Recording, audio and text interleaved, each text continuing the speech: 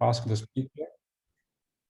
We can probably do one of two things. If Christian is okay with that, you could open your microphone and ask at any point. Or otherwise, wait until the end and please write down something in the chat to indicate us that you want to either activate your microphone and ask directly the speaker, or if you cannot activate your microphone, just write down the question and we will read out that for Christian to discuss. So I would just, like not to be forced to watch the chat all the time, but yeah, that's already too much. Yeah. So just ask. We will do that. All right, and if that is clear, let me present the speaker today, which is Christian Schmeiser. So it is my pleasure to introduce him and thank him for accepting our invitation to give this online seminar. Christian graduated and obtained his PhD from Vienna University of Technology. As 2005, he's a full professor at University of Vienna, and besides, he was one of the founding members of the Wolfgang Pauli Institute. Scientifically speaking, Christian is an expert in the analysis of various types of partial differential equations, and particularly kinetic equations and their applications. In that regard, Christian has co-authored an influential monograph on semiconductors together with Peter Markovits and Christian Ringhofer. And as pertains mathematical biology, he has several research interests in this area as well. They are to a great extent related with problems in cellular biology, particularly including the study of lamellipodia and their role in cytoskeleton dynamics, together with cell motility and particularly chemotaxis. However, today Christian is going to speak about something that is, or at least looks slightly different: heterogeneous protein aggregates and aggregation in cellular autophagy. So whenever you want. Yeah, thanks a lot for the introduction and for the invitation. I'm happy to have this chance. The only downside is that I'm not in Granada. There was snow outside of my house this morning, so I guess Granada would have been nicer today. Yes, as you said, this problem I will present, this set of questions I will present was rather new to me, and I will also tell you how this came about. What I will report about is results from the PhD thesis of Julia Delacour, who was co-supervised by Marie Dumic and myself in the framework of a co-tutelle agreement between the Sorbonne University and the University of Vienna. And as a part of her Vienna activities, Julia was embedded in a PhD school, which was actually in molecular biology. And I have been one of the faculty members of that PhD school. And another one was is Sasha Martens, who is an experimental molecular biologist. And actually, he brought up this problem I'll be talking about. There were experiments done in his group, mostly by Gabriele Zaffanini, who is also mentioned here, and who was at the time we worked on these postdoc in the group of Sasha Martens. Most of what I will tell you about from a mathematical point of view will be ordinary differential equations. We will ask dynamical systems questions, and we'll use some advanced methods from dynamical systems theory. And one of the local experts on this in Vienna is Peter Smoljan, who is also mentioned here and who has been involved in this work. Let me go to the biology, which will also explain some of the vocabulary in the title of my talk, I hope. So, okay. So some of the biological background. The bigger biological frame of what we're interested in is a process called autophagy. And autophagy, literally translated, is like self-eating. So it is a process which happens in cells. It's a kind of degradation process for cellular components. So cells do that once in a while. They, if there are, basically if there's garbage inside a cell, right? And garbage can be misfolded proteins or intruders, viruses, for instance. If there are any kind of garbage in the cell, then cells have a systematic way of decomposing this garbage into its units. So for proteins, they would decompose it into amino acids, and the amino acids then can be used to produce new proteins. So it's a kind of recycling process. Sometimes it's also just activated in starvation conditions. So when the cell is starving and needs material for building new proteins, then it might degrade parts of the cell which are actually not completely essential for survival. So that is what autophagy is. And there are various kinds of autophagy. And what we are interested in particular is a process called macroautophagy. And it is kind of described in this cartoon down here. What happens that first you have to identify what some cellular components as waste. Then you collect these components and you aggregate them. And eventually what then happens is that a cell membrane wraps, these components are wrapped in cell membrane, building a vesicle, which is kind of a bubble inside the cell with the garbage inside. And this bubble is called an autophagosome. And the final step is that this autophagosome fuses with another vesicle called the lysosome.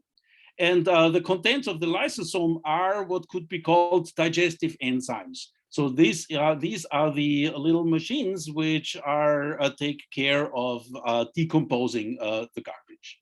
And of course, that has to be done in a kind of protected environment, separated from the rest of the cell, because you only want to decompose the garbage and no other things. Yeah, the fused vesicle is called an autolysosome. In all these complicated process, actually, I would be interested in model various parts of this process. But however, now we concentrate just on a preparatory step, which is the collection of the waste. And there are two proteins involved in this, which are, there's many proteins involved in this, but we want to concentrate on two which are important. One protein is ubiquitin. As the name already says, ubiquitin is a protein which occurs in various places in cell biology. It has many different functions. It's a rather small protein. In this situation, it is used to mark the waste. So basically, if ubiquitin binds to those proteins which will be decomposed eventually, so it's kind of marking them. And then there's this other protein, P62, and it has the property to oligomerize, that has into filaments. That means that several molecules of this protein come together and build a bigger unit called an oligomer. And these oligomers occur in cells. And these oligomers are able to connect to the ubiquitinated waste. So in particular, they bind to the ubiquitin. And since they are big, they can bind to several of those, and that leads to the aggregation of the waste. Finally, P62 is also able to make connections to cell membrane, and that leads to this composition of this autophagosome, which I have mentioned before, this vesicle with the waste inside. But this last step is already not what we are interested in anymore. We are mostly interested here in this aggregation process. And the question is, how do ubiquitin and this P62 work together to produce this aggregation? Actually, one can see this modeling endeavor here as a kind of first step in something which is actually would have quite some importance in cell biology, because heterogeneous protein aggregation, so aggregates built from several different constituents, that is something which happens all the time in cells. As far as I know, and as far as we search the literature, there is not much mathematics for that. Right? When you model aggregation processes, you typically describe aggregates more or less by their size, and then you try to describe how they grow and so on. And what we will do here is we will describe proteins at least partially by their, or not the proteins, but the aggregates partially by their internal structure. So the concrete motivation for a modeling process was an in vitro experiment, which has been carried out in the Martens group.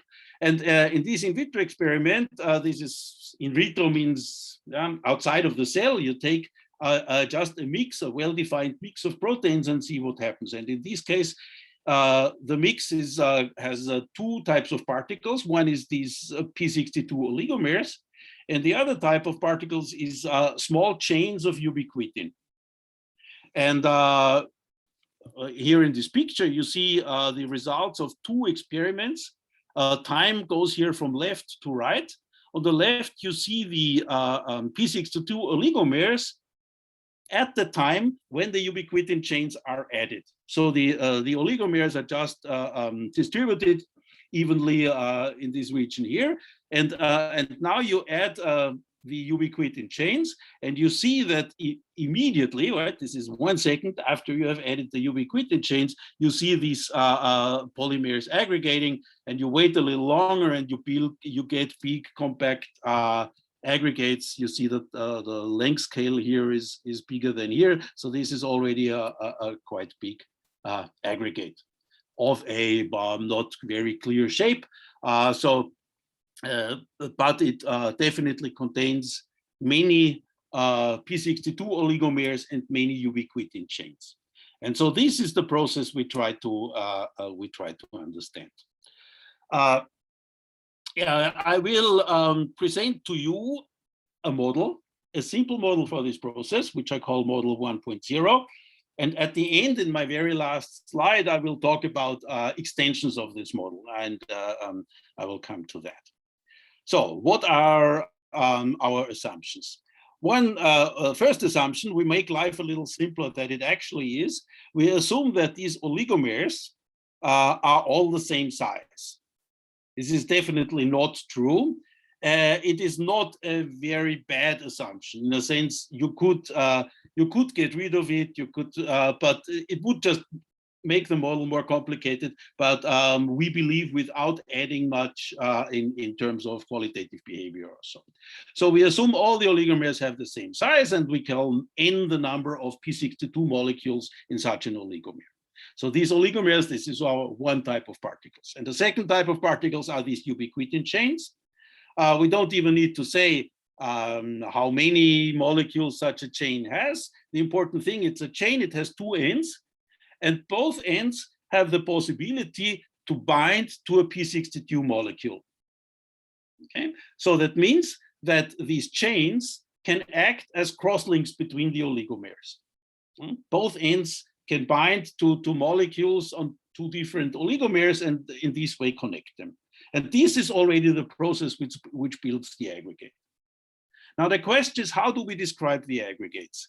And we try to do something simple, which of course also means that we have to do strong simplifications. And the simple thing is that each aggregate we just described by a triple of integers, ijk.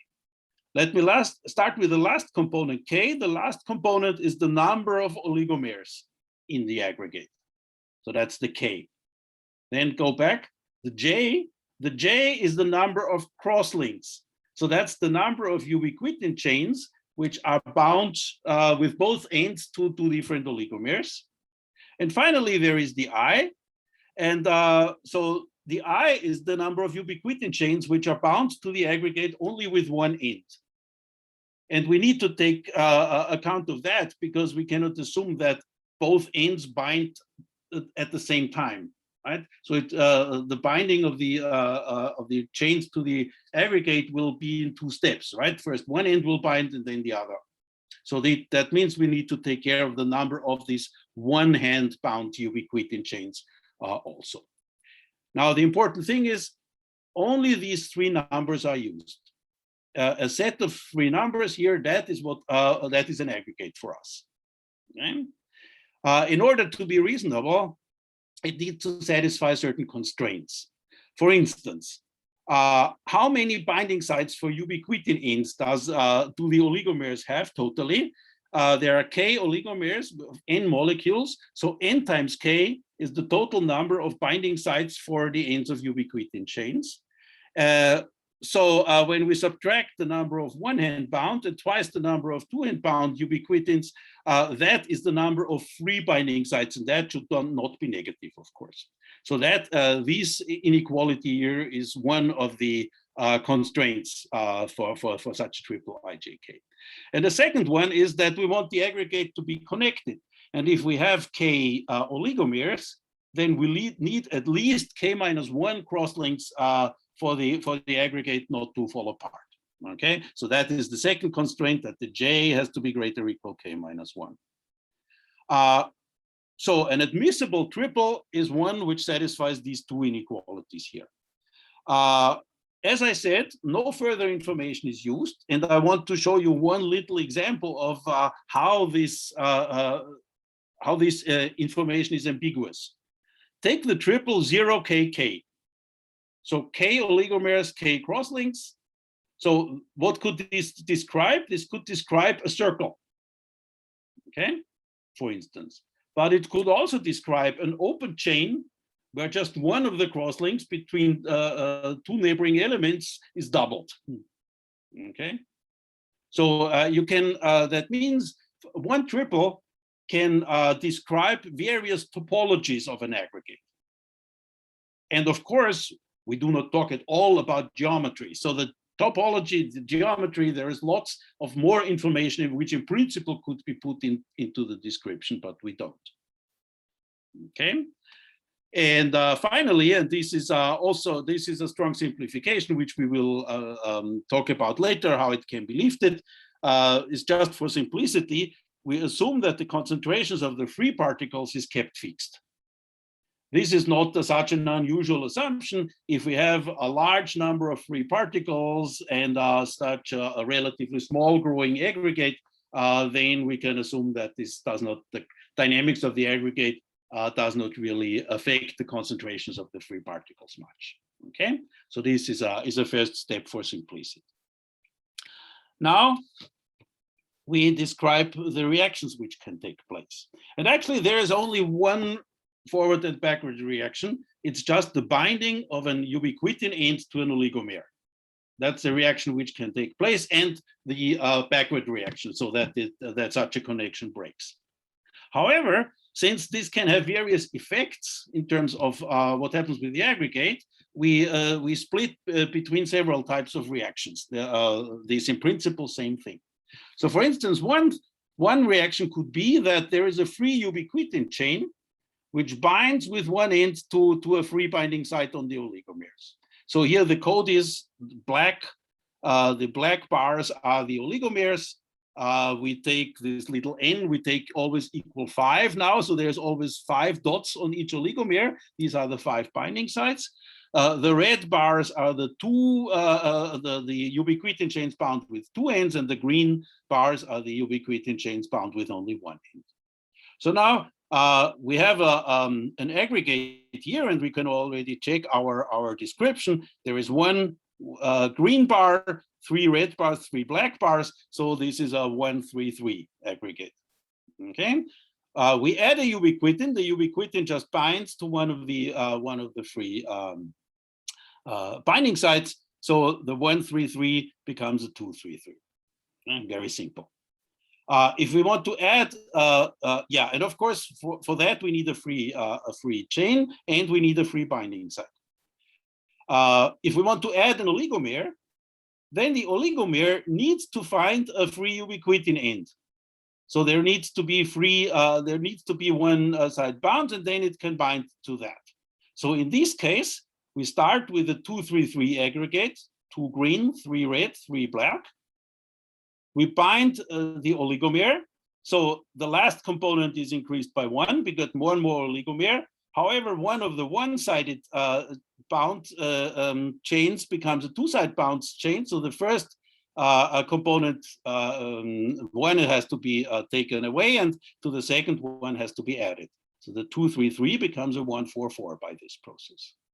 Okay, so we already see that although it's again the same chemical reaction which happens, it has it's very different effects of course on the aggregate. And finally, there is a third forward reaction, which is what we call compactification of the aggregate. And that is just if one of the one-hand bound chains also binds its other end somewhere within the aggregate. So here we take this one down here, right? It's just bound here, and we say now it may bind with its other end over here. Okay, so that's compactification. The number of oligomers doesn't change. The number of two-hand bound chains goes up. The number of one-hand bound goes down. Okay, and now there are the backward reactions of all these. Breaking of crosslinks, and again, this picture here signifies that it's the same reaction. When you break a crosslink, it can have different effects. One effect could just be the decompactification here, but another effect could be that you lose an oligomer. Okay, so when we talk about reaction rates, which is our next thing, I will talk about that a little. I will not talk about all the reaction rates. The basic principle is more or less just the mass action laws, basically. I will just give you examples. And I start with a very simple example. The first reaction, just adding a ubiquitin chain, the reaction rate is just a rate constant times the number of free binding sites. I said, of course, you also need a free ubiquitin, but we said the density, the concentration of free ubiquitin chains does not change. So that concentration can be incorporated into the rate constant kappa 1 here. Okay, so it's just proportional. The reaction rate is just proportional to the number of the free binding sites. As a second example, I look at maybe the most complicated reaction. It would be the loss of an oligomer. So the rate is a constant kappa minus times J times something I call alpha JK. So what is that?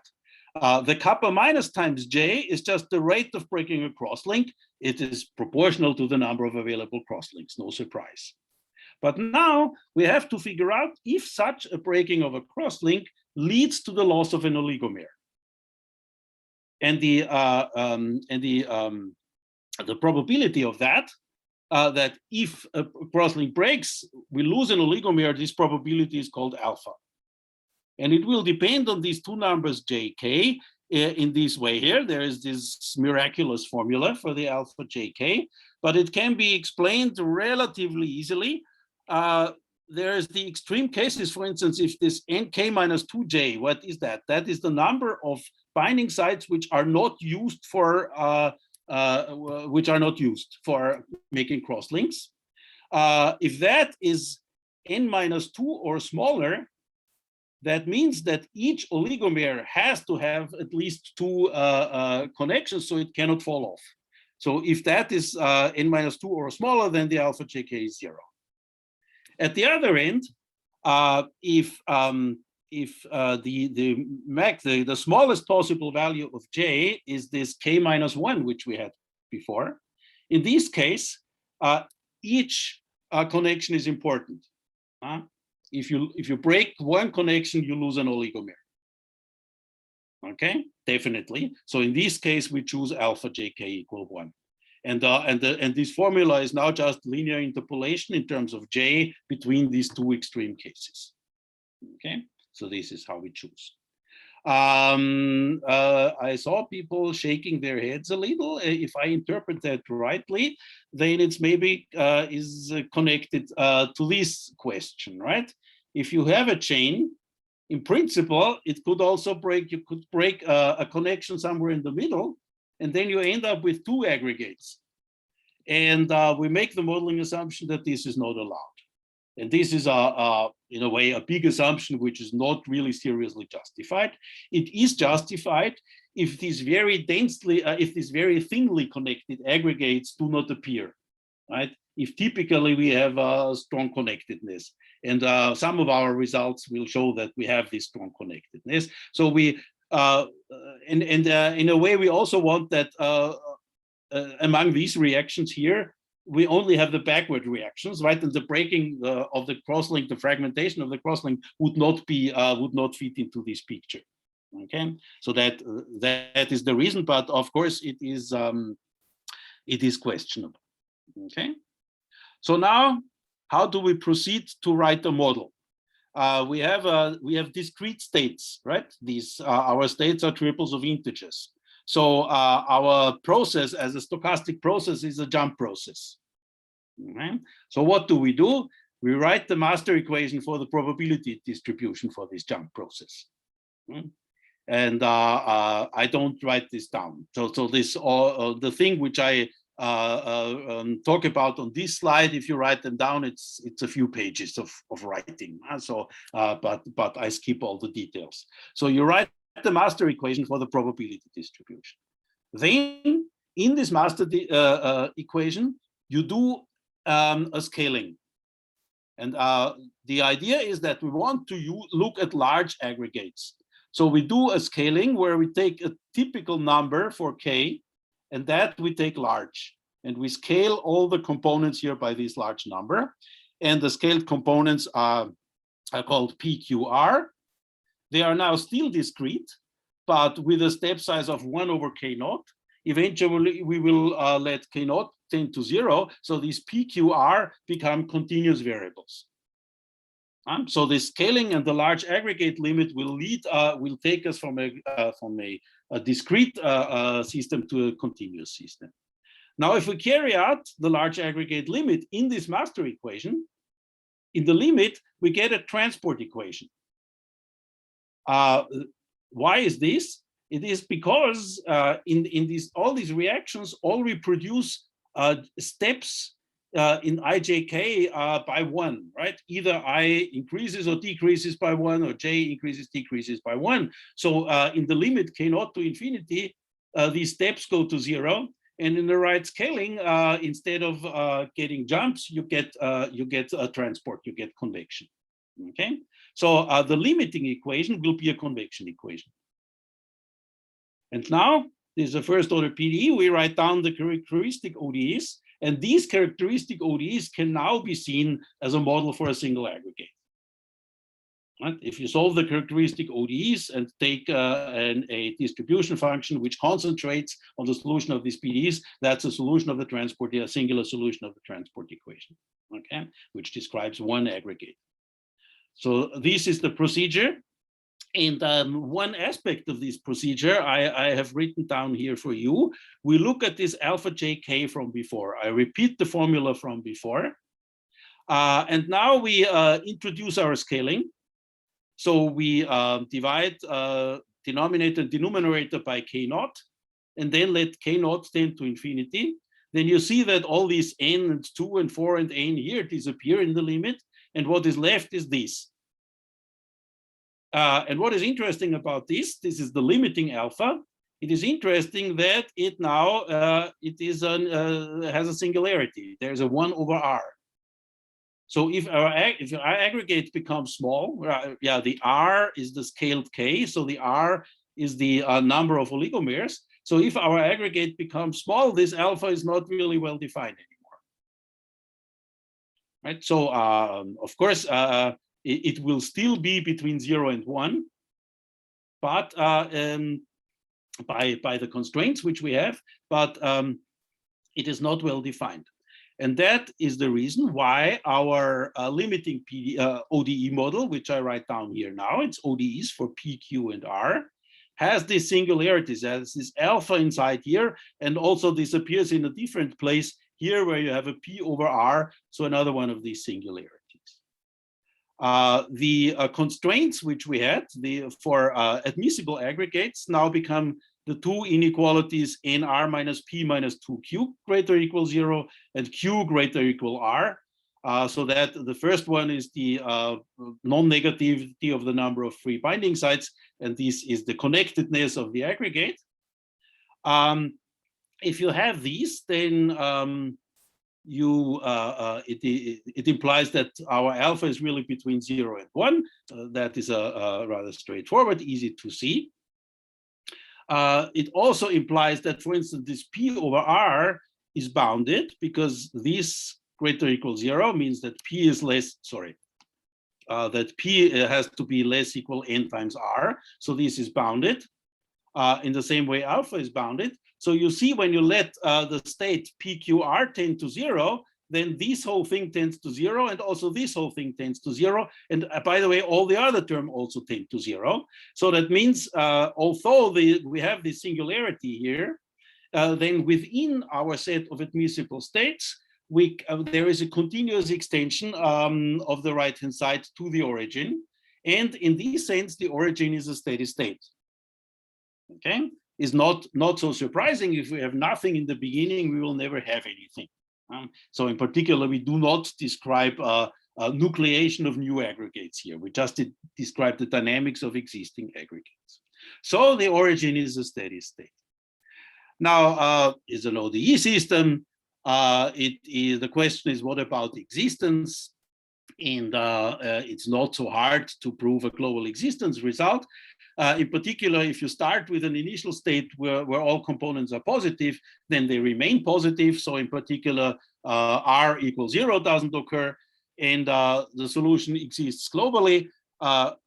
Although it's not completely trivial, because you have a quadratic terms here, right? P times R.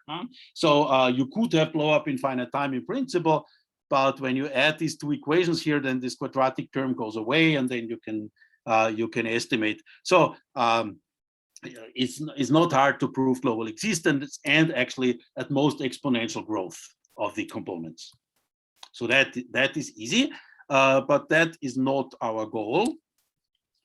Our goal is to say something about the long-time behavior. And so, of course, the first thing is to look for steady states. We have found this one steady state 0, but are there also non-trivial steady states? And the interesting thing here is, although the right-hand side looks rather complicated, it is possible to solve the steady state question completely. You can do explicit computations and find out that there can be at most one additional steady state. You can compute it explicitly. I don't write it down because the formulas are long and then not so interesting. But however, it does not always exist. It only exists under certain assumptions on the parameters of the problem. And these can be shown in this picture here. Now, I have to explain a little here. On the axis, I write the concentrations of free ubiquitin and of free P62. Remember, the free ubiquitin was contained in one of our reaction rates, and the free P62 is contained in another one. So these are two parameters of my problem. And now I draw the picture in terms of these two parameters. Where does this steady state exist, this additional steady state? And actually, it exists between these two curves. Okay, so it does not exist if we have a very small number of free ubiquitin and or P62, and it also does not exist if I have too many free particles around. It only exists in between. However, when we approach the red curve, then the steady state, all the components of the steady state tend to 0. And when we approach the green curve, all the components of the steady state go to infinity. Okay, so what kind of conjecture does this lead us to? And what I write here is just a conjecture. The conjecture is that if this alpha bar is bigger than 1, which means that we are below the red line, then we expect aggregates to be unstable and to be completely decomposed, or in mathematical terms, that the origin is a stable steady state. If we are in between, we expect this non-trivial steady state, which we have computed to be stable and to be the limit, so that that the aggregate's size goes to finite values, and there is a finite state. And if we are above the green curve, we expect the aggregates to grow indefinitely. And here is written polynomial that will be explained later, because that is what the kind of growth which we will actually get. Now, this conjecture is open, right? We do not have a proof of it. However, we have proofs of certain aspects of it. And these I will present now. So the first question, first of all, if you have such a conjecture for a simple, relatively simple ODE system, of course, the first thing you do is you solve it numerically and see if at least the numerics support your conjecture. And yes, the numerics do. I have here simulations, typical simulations. We did more of those, but typical simulations for the three cases. So that was the case A, where all three components of the solution go to 0, the time to infinity. Case B, where all three components go to positive values, different positive values, and the case C, where the components go to infinity. However, for the green is the P, that is the one-hand bound ubiquitin. It looks like it doesn't grow. However, believe me, it does. It just grows much slower than the other two. So in this since we put everything in the same picture, it looks like it doesn't grow at all. But still, also the green curve eventually goes to infinity. Okay, it's just. Sorry, Christian, can I ask you something? Sure. At this point, what will be the time units here? Time units? No, this is a scaled problem. So okay. It is. Yeah, I'll remember your question, and I'll come back to that towards the end. Okay, right? Great. So the idea is basically this is all qualitative. This is so far no really biological numbers attached to it. Okay. So anyway, first question. Stability of the origin. Now you remember that the right-hand side of the equation had this. It had a continuous. It was continuous towards the origin, but definitely not differentiable. Okay, because we had these singularities. That means the standard approach of checking stability would just be linearization, and that doesn't work. You cannot linearize. The Jacobian does not exist at the origin. Okay, it's not. There is no unique Jacobian. So what can be done in this situation? Well, something easy can be done. Our R component remains positive. So what we can do is we can do a rescaling of time by this transformation here. And the effect of this rescaling of time is in the end that the right-hand side of the equation gets multiplied by R. And if we do that, the singularity is gone. Okay, so it looks like magic. Singularity is gone. However, now still the origin is now in a simple way. The right-hand side is now smooth, right? This is a polynomial. It's all polynomials on the right-hand side. It's now smooth, and it vanishes at 0. So the origin is still a steady state. So we could say now we can linearize and check the linearized problem. However, now we have a problem. Another problem. The other problem is that all the terms which we have here now on the right-hand side are quadratic in the components of PQR. Right? That means the whole right-hand side is quadratic. So if you linearize, you just get Jacobian 0. No information. Okay. So this is the worst case of a non-hyperbolic fixed point. Okay. So one has to do something else, and the something else is a method which is by now classical in dynamical systems theory, but still not so standard. It's called blow-up. What does the blow-up method do? It looks at the steady state and tries to, in a way, make this point bigger, in a sense. And you all know a way of how this is done. In 3D, a typical way would be a transformation to spherical coordinates, right? If you do a transformation to spherical coordinates, R and two angles, then the origin is just R equals 0, but the two angles can still vary, right?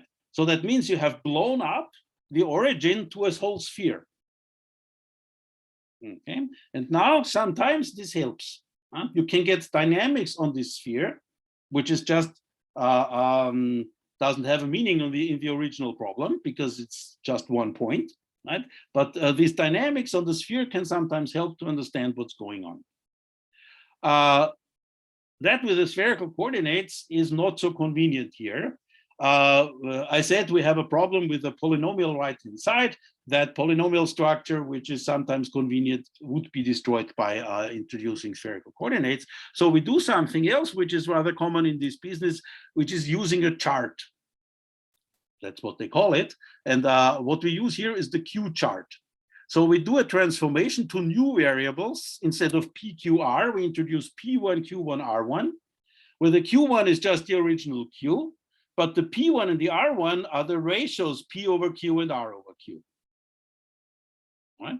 And now you see that again, similar to the spherical coordinates, now the origin becomes just Q1 equals 0, but P1, R1 can still vary. And actually, if you look at the constraint which we had for an admissible state, then you see that these P1, R1 vary in just in such a triangle. Right? So the situation is rather nice. We just have this our phase space. The important part of the phase space just becomes this 2D triangle. Okay. And the good thing is now we can look at an approximate version of the problem, where the essential part is one equation for the Q1, which is decoupled from this equation on the triangle for P1, R1. It's not quite true what I said. There is a one-way coupling. So the equation for P1, R1 does not depend on Q1. However, the equation for Q1 sees P1 and R1. And what you get is that Q1 decreases, goes to 0, if you are in the left part of this triangle. There is this vertical line. In the left part, Q1 goes, if the P1, R1 are in the left part of the triangle, Q1 goes to 0. If you're in the right part of the triangle, Q1 increases. Okay, so that means now you can analyze the problem in these two steps. You analyze the flow on the triangle, and then the result gives you the stability of the 0 steady state, because the result determines if Q1 decreases or increases. Okay, and that can be done. Of course, I spare you all the details. That can be done, and the result is you get that the origin is locally asymptotically stable when we expect it. In this region which we had where we expected, and it's unstable also in the region where we expected. It is unstable in that region where this non-trivial steady state exists. Okay, so and actually, how does it work? If we have this condition for the parameters alpha bar bigger than 1, then we can show that the flow in this triangle is such that all solutions eventually go to the left part, and then the Q1 decreases. And on the other hand, if this alpha bar is less than 1, then we can show that there's always some solutions which go to the right part and stay in the right part, so the Q1 increases and we have instability. This needs to this analysis needs to use some basically perturbation results for ODEs, but these are after all these transformations, these are just regular perturbations, so this is not a very big deal. So for the origin, we get the kind of stability results which we expect. Experts in bifurcation theory would say what we get when we cross this red line here is a transcritical bifurcation, right? The 0 steady state loses its stability, and we expect that that the non-trivial steady state takes the stability. However, because of this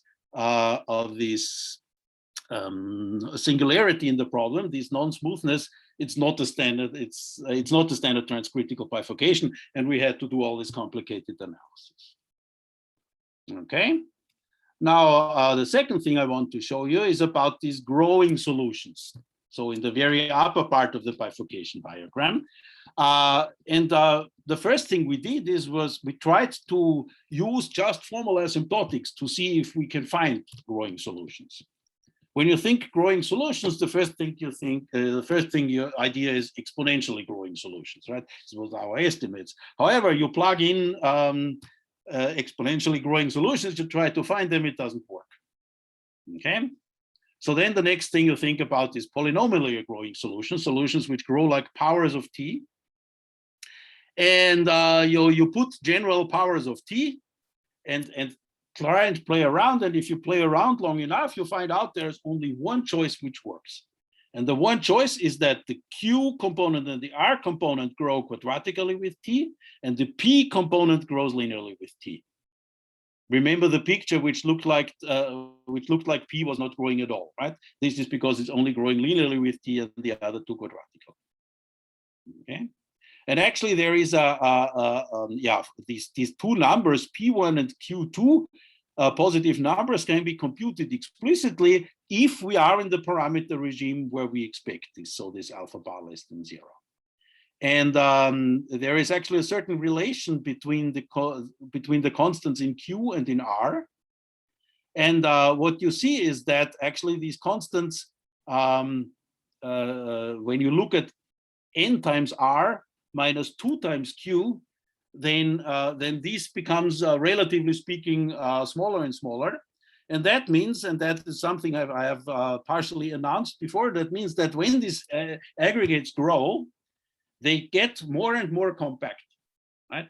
That means almost all, right, after in this growth, almost all binding sites get occupied by crosslinks. Okay, so that is the result of that is the interpretation of this fact that there is this factor 2 over n between the two here. Okay. Finally, what we can get is a theorem. The theorem says if we have initial data which are from the orders of magnitude already close to this, right? So if P is large, Q is large, but of the order squared of the P, right? And R is also large, such that is also of this order t squared, so with an error which is only order t, so it's something which is resembles what we have here. So if we have initial data which are like that, then actually the solution will converge or will asymptotically behave like this. Okay, so first this was just a formal computation, but now there is a theorem. Already, also this theorem requires quite some advanced methods of singular dynamical systems theory, and there is two main ingredients. I will not tell you any more than except telling you the names of these ingredients. One ingredient is what's called Poincare compactification, or maybe it's a kind of a version of it. It is just simple to understand. We remove the growth. We introduce variables where we expect them to go to steady states. So for instance, we could introduce P over square root of Q, right? For that, we expect that it goes to a steady state. So instead of PQR, we introduce new variables where we expect convergence to a steady state. So that's the Poincare compactification. Then we still have a 3x3 problem. And the interesting thing is, in this situation where solutions are large, we have 1 over the large parameter is a small parameter. We have a problem with a small parameter, and it turns out this problem has 3 different timescales. And so that takes us into the realm of singular perturbation theory. Singular perturbation theory in ODEs has a long history, starts somewhere in Russia. Tikhonov is a big name. And then the adjective geometric was added by the work of Fenikel in the 1970s. it is he worked not with individual solutions but with manifolds of solutions already, and this theory can be used here. And actually Peter Smoljan, starting in the 1980s, he did his PhD in the 1980s, he was one of the people really driving this development very strongly. He's one of the big experts in this, so this theory is used to justify this. Okay, the singular perturbation theory, what it does, it allows you to do a stepwise dimension reduction of your problem, right? I said there's 3 different time scales, so I can start with the fastest equation. This is just one equation, which is easy to analyze. Then the solutions change to a 2-dimensional manifold. There, I again have the separation of time scales, where I have again one fast equation, which is easy to analyze. And then there's finally one individual equation left, which is again easy to understand. And this, so this is a formal perturbation procedure, which, however, can be made rigorous by these results. Okay. And that was what I wanted to tell you about Model 1.0. And finally, and this is already my last slide. I don't know actually how I'm doing time-wise. Maybe too long already. I don't know what your idea was. I didn't. No, it's fine. It's fine. It's fine. Okay. So let me go through this last slide, not too slowly. So there would be a model 1.1, which would be removing this assumption that the concentrations of the free particles is constant, right? What would that do? That would add 2 ODEs for the concentrations of the free particles. So then we would have a system with 5 ODEs. It would be a little poorer in the dynamics, because if we have, that would mean we have an upper bound for the number of ubiquitin chains and for oligomers in an aggregate. So the unbounded growth of an aggregate couldn't happen anymore. Okay, so we would basically only have the distinction between unstable aggregates and aggregates which go to a finite size.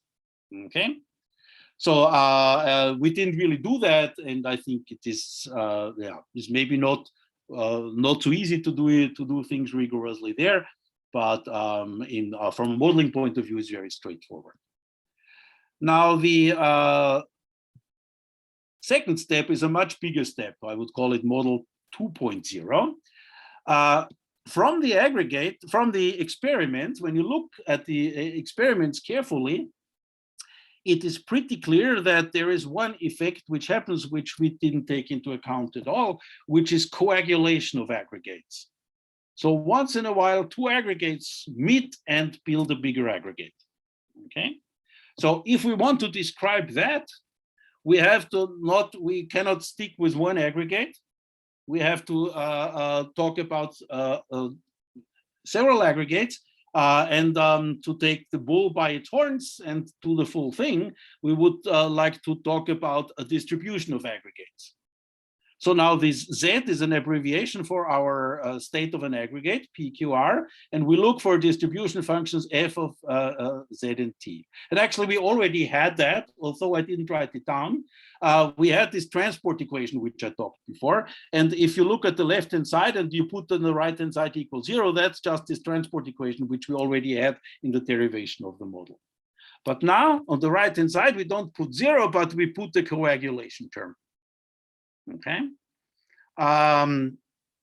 just a typical coagulation term. K is a rate where aggregates with state Z and Z prime coagulate to become a new aggregate with state Z plus Z prime, right? And in the sense, so that would be the loss term, and in the gain term, we would have the states Z prime and Z minus Z prime, and when they coagulate, you would get the state Z. Okay, so and the 1/2 is the reason is that, of course, in coagulation you lose numbers. The number of particles gets smaller. Amount of aggregates gets smaller.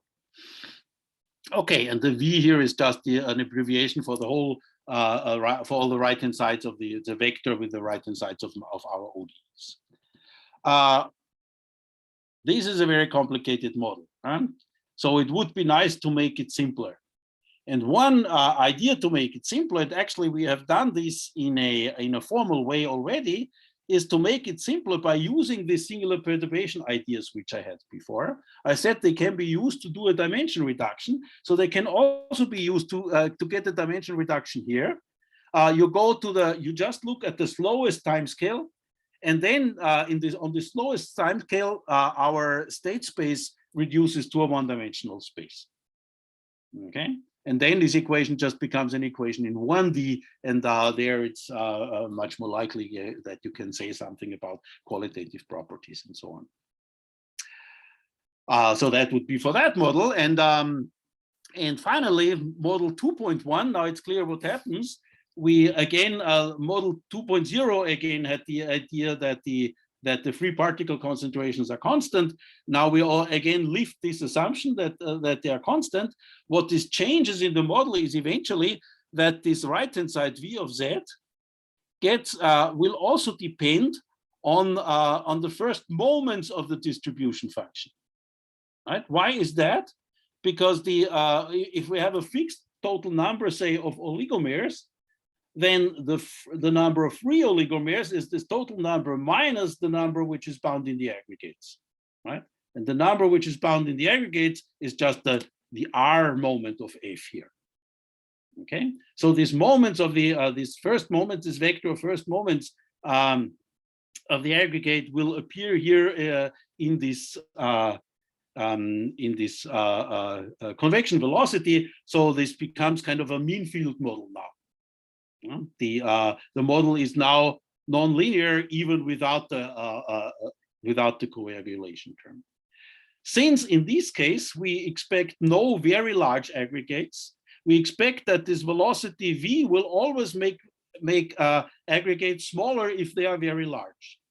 On the other hand, the coagulation term has the tendency to make aggregates larger. Right? If we would only have coagulation, we could even have this effect of gelation, right? That in finite time you start losing aggregates towards infinity. So it would be interesting if one can show that these two effects balance in a way, and that you can get steady state, non-trivial steady states here in such a situation. Okay. We have started to look at that for some simplified versions of the model. Surprisingly, there is practically nothing in the literature on this question. So you have convection and coagulation, which work against each other. And this is still an interesting ongoing project. And with that, I stop and thank you for your attention. Thanks a lot, Christian. This very didactical presentation of all these ongoing projects and what you already did. So there's one hand. One of the co-authors wants to ask a question.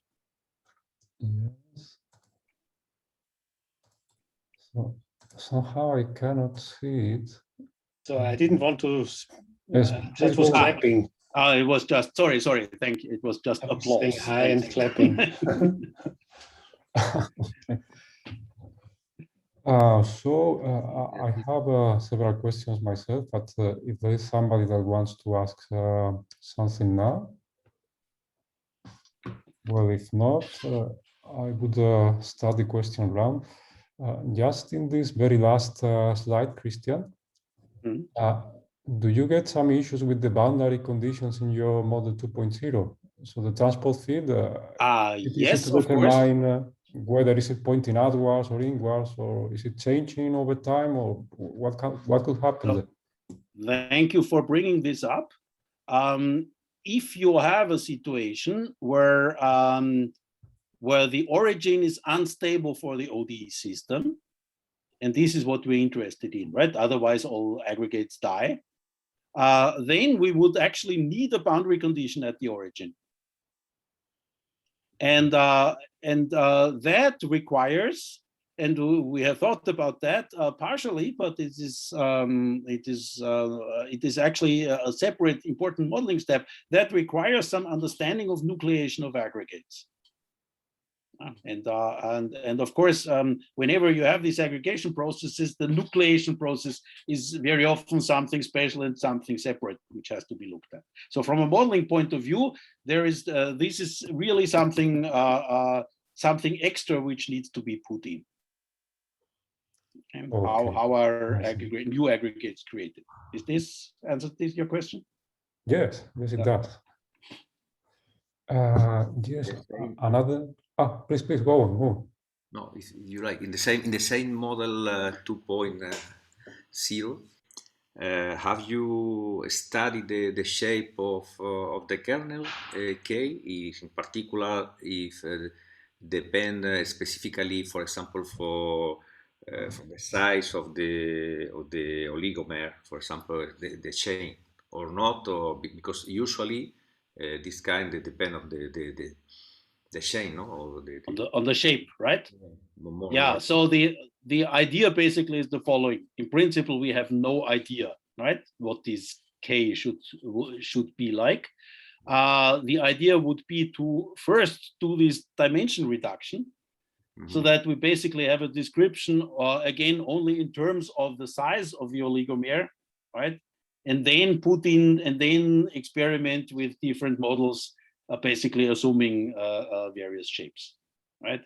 In principle, in general, I would expect maybe the K to only depend on this R component here. Yeah. Because that basically determines the size of the oligomers. However, it could be that the shape is influenced by the question how many crosslinks there are. It is, but the honest answer is there is no serious way to determine K. Okay, this is something to experiment with and play with. It stands for a heavy inverse problem. Yeah. Of K.